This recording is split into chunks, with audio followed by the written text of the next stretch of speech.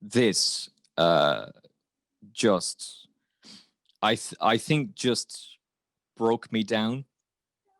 I think it just pulled me apart. And for my mother, I had to put on this face that, everything was fine and that everything was okay. And I also had to keep working and remember the fact that while I shared the story, I shared it with, I shared the story in an interview with Pat Smullen, of all people, who is incredibly brave and incredibly open in what he had to say. And he could not have been nicer. And he would text me. Like, I didn't know Pat, but Pat would message me, and Frances, his wife, would message me and see how is my mother doing. And listeners to the show who've never met me would do the same. And I firmly believe that putting that out into the ether, and the people praying for my mother. And while I have certain issues with religious organization, I am a Catholic, and I don't go to church every weekend, but I do very much believe in God. I'm blessed to have been given the opportunities that I've been given, but I'm blessed to have the mother that I have, and I'm blessed that she has the strength to have beaten cancer and to have recovered from it. And don't get me wrong, she, every now and again she needs a nap, and that's fine. I have chronic back pain. Every now and again I need a nap. I may need one after this show.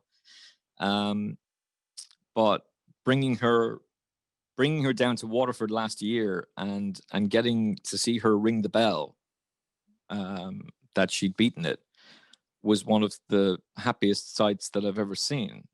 But to go down to the specialists last month and be told you're only going to need to be checked out once a year is remarkable. And I will say it straight now. I don't have that strength. I wouldn't have the mental fortitude to fight off somebody that I loved and was with for 25 years, and I wouldn't have the mental fortitude to deal with cancer in the way that my mother so brilliantly did. And she's a rock star. She's an absolute hero, and she is somebody who she's so kind. It's always about everybody else. It's never about my mother. It's never about where my mother's going to go on holidays. It's about what she can do for her friends. And she might be in agony, but it's still about what she can do for other people and what she can do for me. And I'm blessed that before lockdown happened, I came home, because I would be freaking out if I hadn't. And I'm very, very lucky that I have a recording studio here in FFP Towers, which is great. But no, my mother is without doubt my hero. I'm very, very blessed to have her. But there, you've done yourself down a bit there, Emmet, because you said that you haven't got the strength to carry on.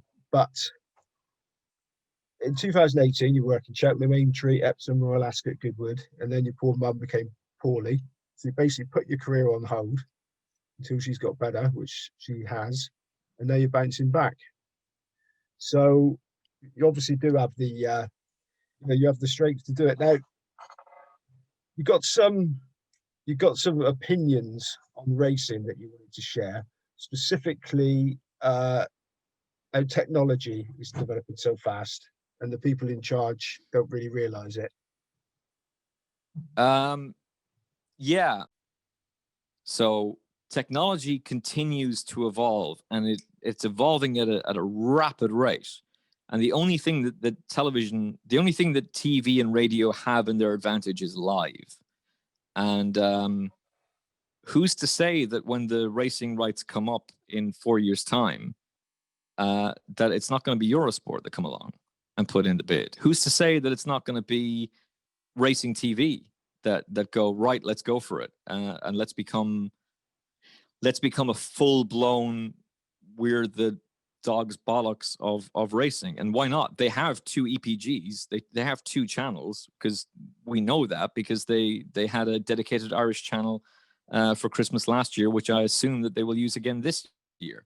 The only reason they don't use it fully for customers who would complain about that is because it costs a bloody fortune to run it. So I think that the fact that you and I can have this conversation and that it can be broadcast, that's a rival to television. Most of the interviews that you do with other people are far more interesting than the ones than you're doing with me.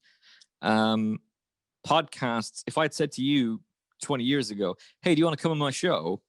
What is it? It's a show that you listen to on your phone. You'd be calling the Men in White Coats. And podcasts have become so valuable that Spotify are buying up everything. What's going to happen with you? What is the future as you envisage it with you and racing? Because you were first off the blocks pretty much with the podcast of Final Furlong. Have you already seen what's next? Have you got your eye on something to progress from podcasts now that everybody's doing it?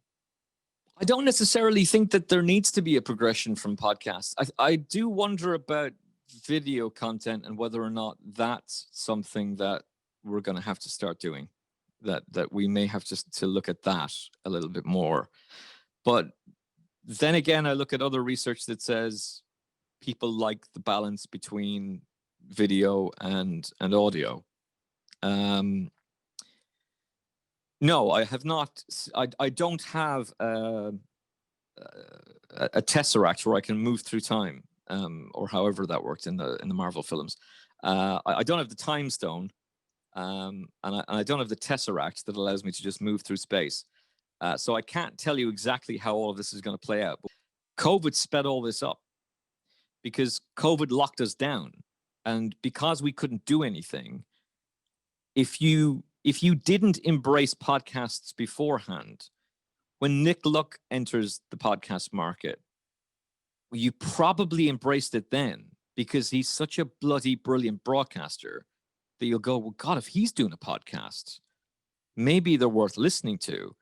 And it's not through planning, but if you listen to the Final Furlong podcast and you go down to similar shows, it comes up Nick Luck Daily.